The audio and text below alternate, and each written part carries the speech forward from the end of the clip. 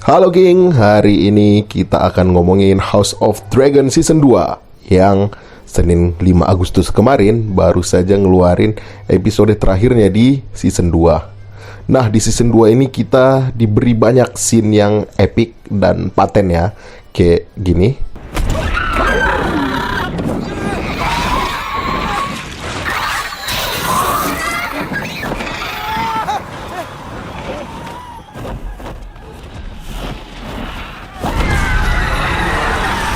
Tapi banyak juga kita diberikan scene yang membosankan dan buat ngantuk kayak gini.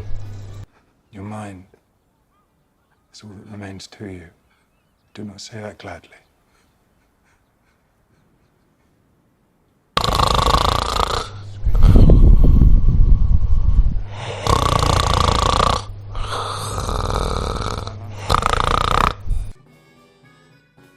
Jadi hari ini kita akan bahas nih mana aja sih momen-momen paten dari season 2 ini dan mana aja momen-momen yang bikin awak pala nontonnya di season 2 House of Dragon ini. Langsung aja kita ke yang pertama.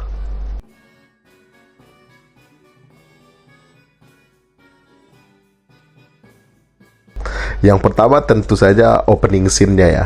Opening scene di season 2 ini lebih jelas nih dari yang season 1. Intro opening di season 2 ini berbentuk lukisan dari sulaman benang ya, atau yang biasa dibilang tapestry, yang menunjukkan banyak kejadian-kejadian yang berhubungan dengan sejarah House Targaryen, dari kehancuran Old Valyria sampai King Aegon yang mengalahkan Harrenhal, dan kita lihat ada Harren the Black ya yang dikalahkan oleh Aegon. Ada juga beberapa Raja Stark, Raja Tali, dan Raja Aeryn tunduk, sampai ke kejadian yang terbaru di House of Dragon, di mana ada Black Council dan Green Council, dan juga ada Aegon dan Rhaenyra duduk di Iron Throne. Ini lebih keren ya openingnya dibandingkan yang darah mengalir di season 1 yang simbolnya ya sedikit rancu dan kurang jelas bagi yang tidak ngikut Game of Thrones dan series bukunya secara utuh ya.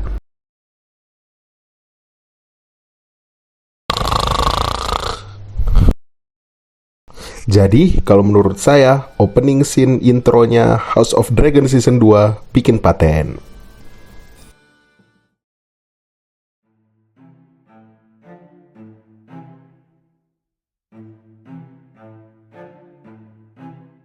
Salah satu yang bikin paten season ini selanjutnya adalah episode yang saya rasa paling bagus ya dari semua episode, yaitu episode pertama.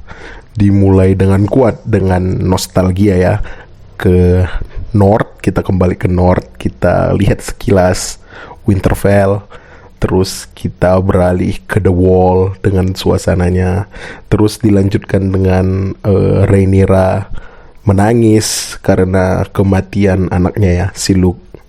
Dan juga ada scene di mana Aegon sangat sayang ya kepada anaknya, pewaris tahtanya, yaitu Jaehaerys, Prince Jaehaerys yang masih kecil ya. Sehingga dia memperbolehkan si Jaehaerys ini main-main di Small Council ya. Dan seperti biasa ditutup dengan pemotongan kepala anak kecil. Klasik episode Game of Thrones, tapi emotional roller coaster inilah yang kita cari di tiap episode dari House of Dragon ataupun Game of Thrones. Jadi episode 1 ini memang bikin paten.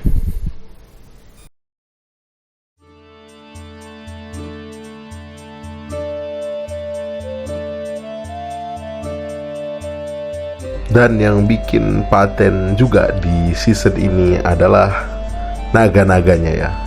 Ada banyak naga di House of Dragon ini, judulnya juga itu ya. Tapi ini diambil dari tragedi A Dance of Dragon ya, dimana perang naga lawan naga House Targaryen. Yang menariknya di sini tiap naga dikasih bentuk, warna dan karakter yang berbeda ya, dari Vhagar yang kelihatan memang dia udah naga yang paling tua dan gede. Terus ada Sunfire, ada Vermithor, ada Caraxesnya, Demon yang bentuknya beda. Jadi masing-masing naganya itu diberi warna dan bentuk yang berbeda-beda. Jadi kayak unik gitu. Jadi dan menarik ya, naganya nggak cuman satu bentuk. Nggak kayak di Game of Thrones ya, ada 3 naga tapi yang beda cuman warna dan ukurannya doang. Kalau ini bentuknya juga beda, karakteristiknya juga beda, warnanya juga beda, ukurannya juga beda. Jadi lebih keren gitu kalau kita ngelihat naga-naganya. Tuh, lihat Paten King naga.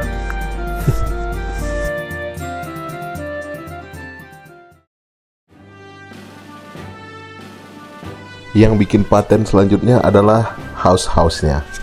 Jadi di House of Dragon ini kita diberikan beberapa house yang sebelumnya belum pernah kita lihat di Game of Thrones ya. Terutama kalau di season 1 itu House Hightower sama House Velaryon ya. House apa yang suka kabur dari rumah? House Velaryon. Oke. Di season 2 ini juga ada beberapa house yang baru ditampilkan ya. Terutama yang paling mencolok di season 2 ini House Bracken dan House Blackwood, yang masing-masing merupakan rival lama ya. Apalagi ini diberikan kesempatan untuk saling berperang. Dan juga baju-baju house-nya sesuai ya sama lambang house-nya mereka. Jadi keren. Gitu juga ini di Battle of Rookcrest ada House Darklyn, House Roseby, dan House Stockworth dengan sijil mereka masing-masing dan pakaian khasnya dan seragamnya ya yang sesuai dengan lambang house mereka. Jadi agak keren gimana gitu. Ada beberapa house yang kerjasama, bukan cuman dibikin House Hightower. Dan ada juga House Taunton ya, ini yang punya kastil Rookcrest-nya sendiri. Lalu kita lihat lagi ketika Daemon lagi mengumpulkan pasukan ya di Riverland dari para River Lord. Para River Lord-nya juga keren nih. Lambang-lambang sijil house-nya juga ditunjukkan. Ada nih House Malister ya. House Malister, ada House Piper dan juga House Muten. Paten aja gitu di season ini house-nya yang kecil-kecil juga dikasih ciri khas tersendiri, lambang tersendiri, baju tersendiri, jadi kayak nampak unik gitu. Paten, suka. Semoga nanti di season 3 kita bisa lihat house-nya lebih banyak nih.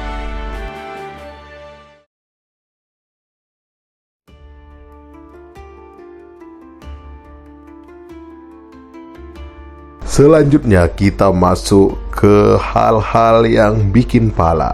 Yang bikin pala pertama adalah petualangan Daemon di Riverland ya. Jadi Daemon habis memotong kepala anak bayi dimarahi Rhaenyra dan cabut ke Harrenhal. Dan ternyata tidak seperti yang dibayangkannya. Ternyata Harrenhal ya menerima aja si Daemon, karena mereka juga gak suka sama Lord Larry Strong ya, yang membunuh ayah sama saudaranya sendiri.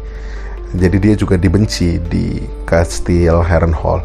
Tapi yang bikin pala harusnya ini adalah kesempatan Daemon yang notabene-nya sembrono, ugal-ugalan, belajar diplomasi gitu ke Riverlord. Karena ternyata walaupun dia udah bawa naga ke House Brackennya tuh gak takut.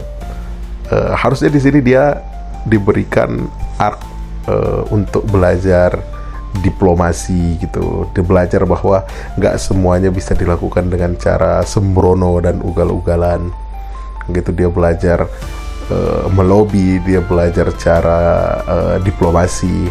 Tapi malah di sini yang lebih ditekankan dia dapat halusinasi, dia dapat visi, dia dapat mimpi-mimpi aneh dari si Alice River ya, si penyihir, yang ya tiba-tiba aja abis dia mengalami semua mimpi dan halusinasi itu, dia menjadi orang yang berubah dan malah memproklamirkan Rhaenyra yang jadi queennya setelah dia lihat mimpi kelahiran Daenerys yang di Game of Thrones ya.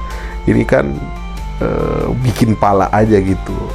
Padahal dia bisa belajar diplomasi di Liverland yang akhirnya dia menjadi seseorang yang ya bukan cuman keras doang, tapi bisa membujuk, merayu, dan melobi gitu. Sayang aja sih. Tapi ya sudahlah, gimana lagi. Pala aja gitu.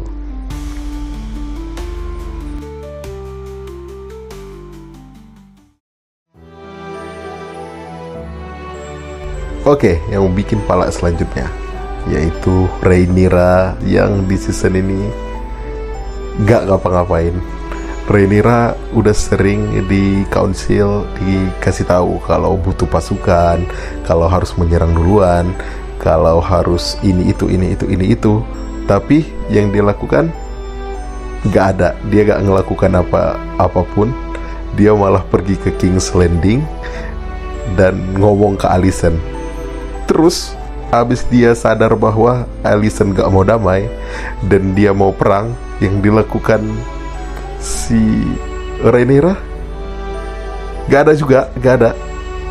Kalau misalnya Daemon gak pergi dan meraju ke Riverland, kayaknya si Rhaenyra gak bakal punya pasukan sih untuk melawan tim hijau.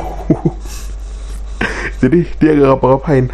Ini bikin palak banget ya. Sementara kalau yang di King's Landing semuanya dari Aegon, Aemon, Alicent, Cole itu punya peran dan cerita yang keren ya, arc yang keren ya di season ini. Tapi malah tim hitam gak ada. Makanya mungkin mereka sampai sekarang kalah perang ya, karena memang gak ngapa-ngapain.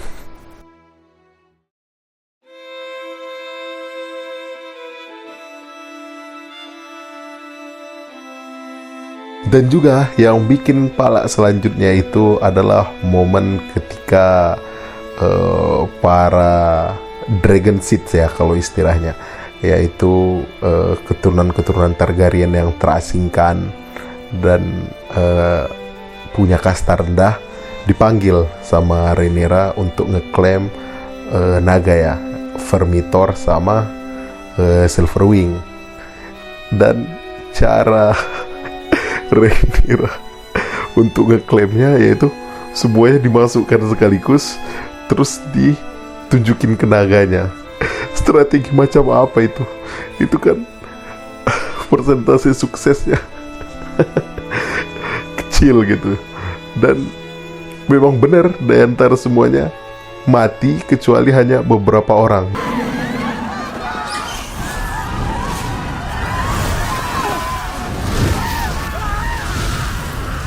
Dan kebetulan si Hugh dan si Wolf yang selamat gitu di antara beberapa itu. Harusnya kan dia bisa coba satu-satu. Dan kalau misalnya si Vermithornya udah diklaim, yang lainnya kan gak perlu mati.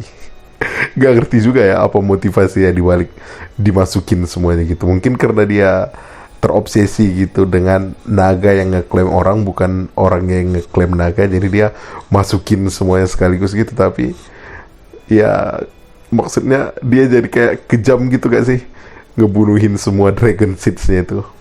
Dan yang bikin palak selanjutnya, kita dari awal season udah ngikuti Ulf sama Hugh gitu, jadi kita udah tahu nih yang dapat naganya bakalan mereka berdua gitu. Harusnya di awal juga diceritain Dragon Seed yang lain, misalnya ada 4-5 orang gitu. Jadi kita, wah yang mana nih ya kira-kira yang ngeklaim naga, mana yang mati. Kayak siapa tuh yang ada yang kayak orang bungkuk cacat di awal itu kan keren gitu. Kita udah ngikuti dia di King's Landing dulu sebelumnya. Sama kenapa kan King's Landing ditutup tuh, gak boleh akses. Kenapa mereka mudah banget ya keluarnya? Dan juga iya, sama juga nih sama si Alicent, tiba-tiba bisa nongol aja gitu di Dragonstone. Kalau Rhaenyra yang ke King's Landing itu masih boleh lah, masuk akal, karena kan dia punya spy masternya Mysaria tuh yang bisa nyelundupin dia ke King's Landing. Si Alicent ini tiba-tiba masuk. Kayaknya Dragonstone ini memang keamanannya kurang ya, karena Sir Eric juga bisa masuk, si Alicent juga bisa masuk.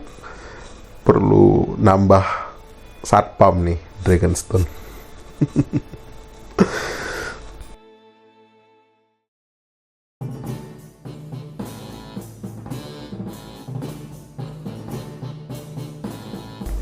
Nah, itulah tadi yang bikin pala dan bikin paten dari House of Dragon season 2 kali ini. Ya lumayan lah ya, setengah bikin pala, setengah bikin paten. Yang patennya juga memang betul-betul paten, dan yang bikin palanya juga betul-betul pala. Jadi gimana kalau kalian? Apakah kalian rasa House of Dragon ini paten, atau malah pala nontonnya, atau malah memang belum nonton sama sekali? Kalau belum nonton ya nonton lah, baru nanti kasih pendapat gimana. Dan apa ada yang excited untuk season 3? Masih lama ya, 2 tahun lagi. Oke, mungkin itu aja dulu. Sorry kalau videonya masih jelek ya. Ini percobaan pertama bikin video gini, karena akhir-akhir ini saya baru nonton lore-nya A Song of Ice and Fire, House of Dragon gitu-gitu. Jadi tertarik nih buat video begini. Kalau misalnya suka, nggak apa-apa komen, nanti kita buat lagi di video-video selanjutnya. Oke, thank you King, terima kasih sudah nonton sampai akhir. Kalau yang sampai akhir, kalau yang masih ya, kalau misalnya yang nggak sampai akhir juga nggak apa-apa, yang penting sudah partisipasi nonton. Oke King, dadah King, sampai ketemu selanjutnya. Assalamualaikum warahmatullahi wabarakatuh.